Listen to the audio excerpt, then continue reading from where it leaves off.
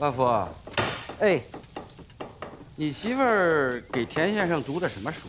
田先生还挺爱听，有机会也给我念念呗。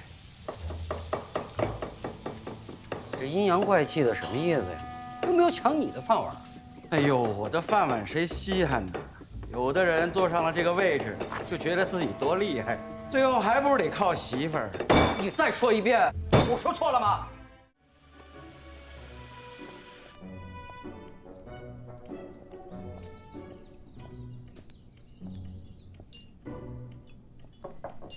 田先生，请进。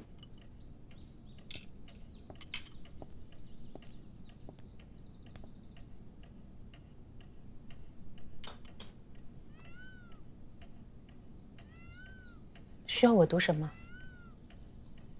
随便，书都在这儿，想读什么都行。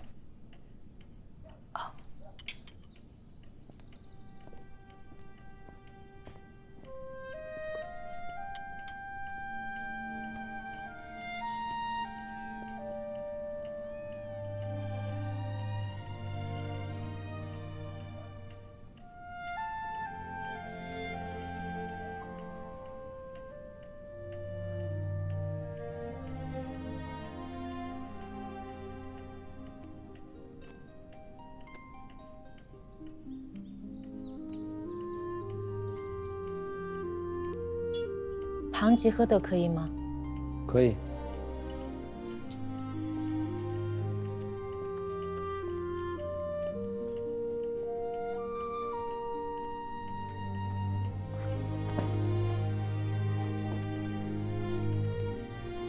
谢谢。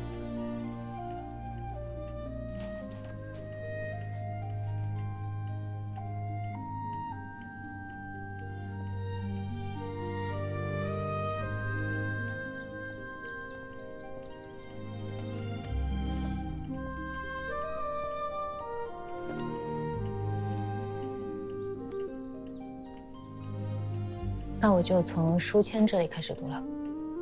好。店主见他客人跪在脚边，听见这样的话，目瞪口呆地看着他，不知说什么或者做什么为是。后来他用力扶他起来，他答应了所有。跟我第一次听到你的声音比起来，我感觉你不是很放松，是因为我在这儿吗？不习惯。抱歉，我再试试。但终归无效。他答应了所要求的恩惠，堂吉诃德方才立起身，说道：“我所盼望于阁下的，恰是如此。这样吧，我们来寻找一个让彼此放松的方式。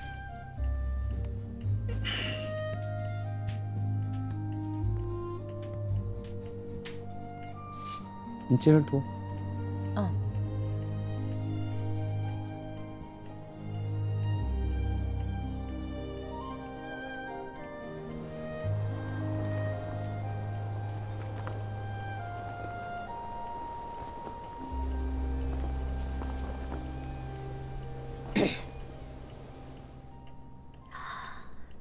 那么，告诉你吧，我所要求而得。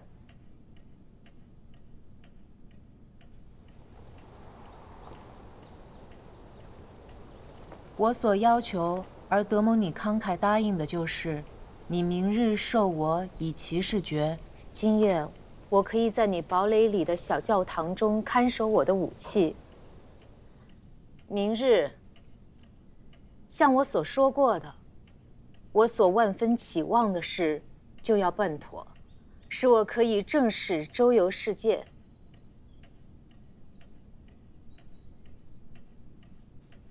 钱先生，我这样读你听得到吗？田先生。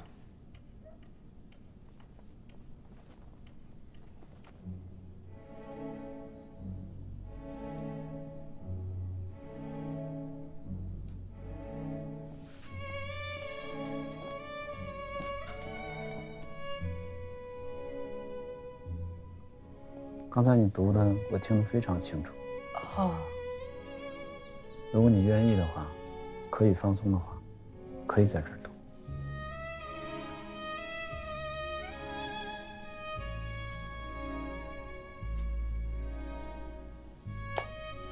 这是一个可以让我很放松的地方。这个是真的。斯特曼6P 改良型，民国24年在阿尔卑斯山，我开过它。后来这架飞机失事了，残骸丢在那儿没人要，我就把这飞机头拉过来，现在只能作为摆件，无法出租这个房间。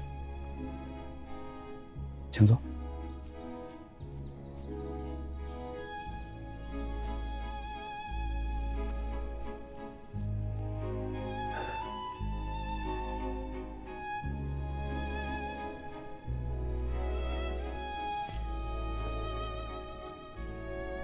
可以接着读。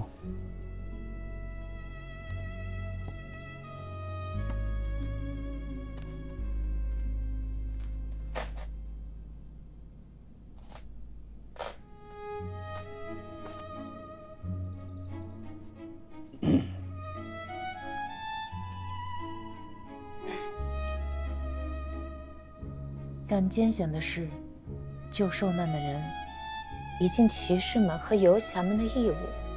这些人们是同我一样全心全意做这些事业的。店主，我们已经说过，是一个滑头家伙，早已有些疑心，猜想他的客人是疯子。现在听了这些话，便完全相信了。因欲弄些把戏，以便内晚玩玩，便决意逢迎他的脾气。于是他向他说，他所欲所求的当然很对，像他的外貌和他的音容所表明的那么高超的奇侠，会干这样的事业是势所必然的。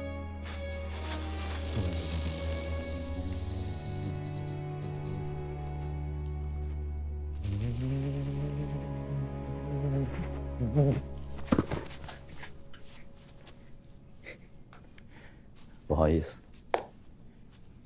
你接着读。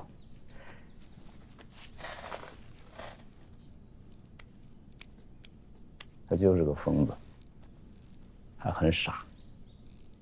你觉得他是不是疯子？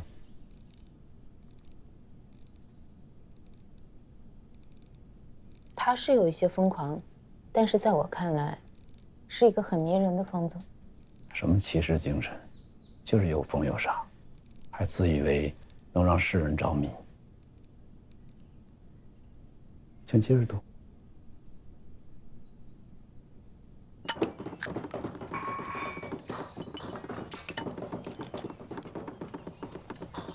方师傅，哎，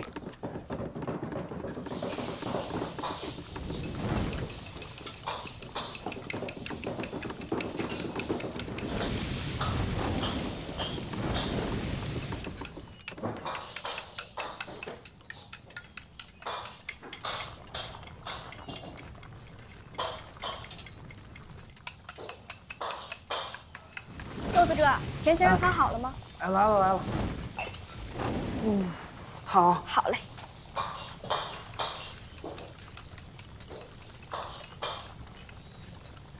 哎，四宝，这是田院下午茶吧？嗯，对。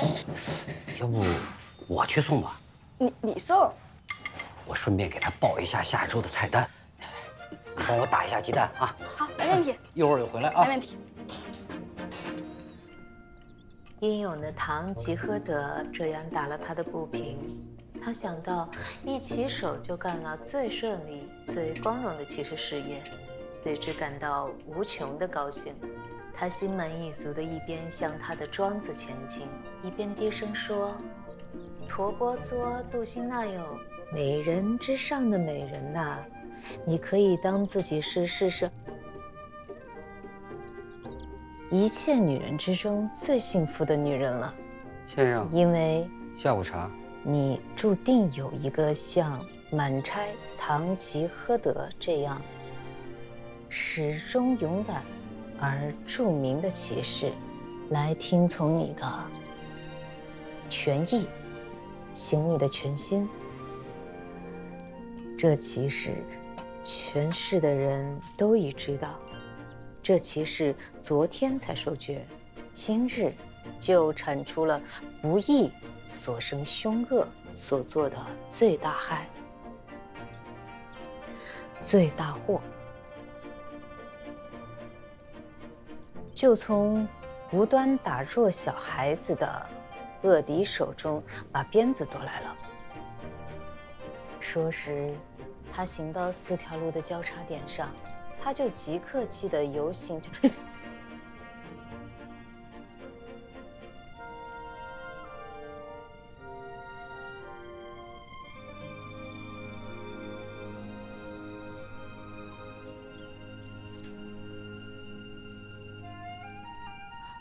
说时，他行到4条路的交叉点上，他就即刻记得，游行奇侠遇着这些交叉路时，每是停下来想想该取哪一条路。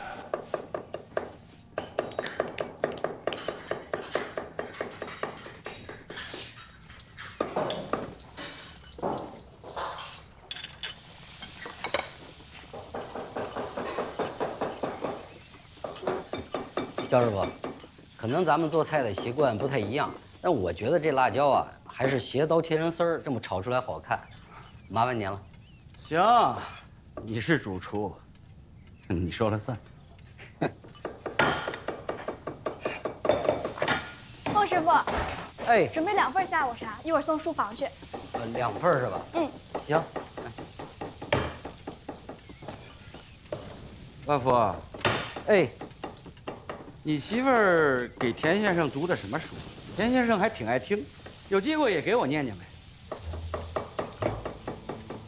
这阴阳怪气的什么意思呀？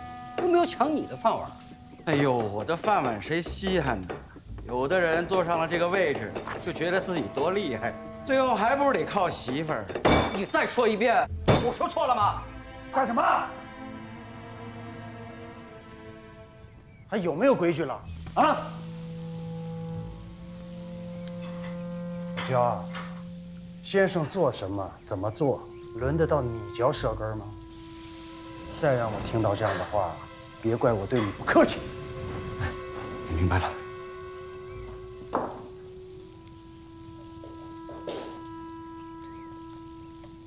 万福，行了，孟嫂就是给先生读读书，没什么。啊，哎，小豆子，哎，新来的红酒啊、牛奶搬完了没啊？还差几箱？麻利一点儿。哎，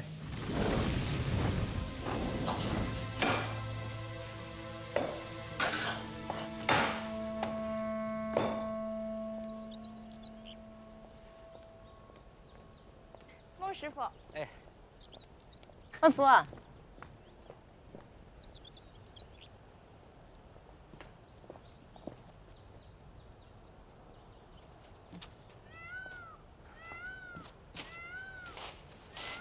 哎呀，这田先生可真够好学的。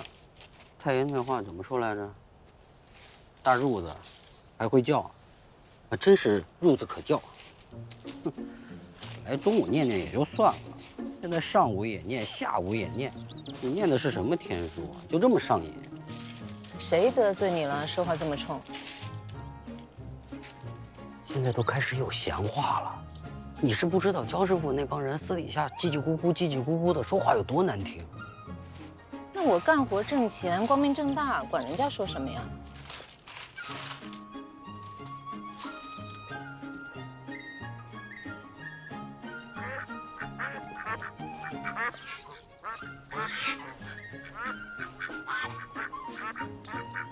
新发的薪水给你，你自己挣的钱自己留着呗，你给我干什么呀？你不是帮爹抓药了吗？钱我得给你啊。什么你的我的呀？你是在跟我算账吗？月明该给他换点新玩具了，太爷嘛，也给添点新衣裳。你自己要不要也添一件？我不用，我有的穿。那这样，礼拜六要是有假的话，咱们就一块儿出去逛逛。哎呦，月明还没吃饭呢。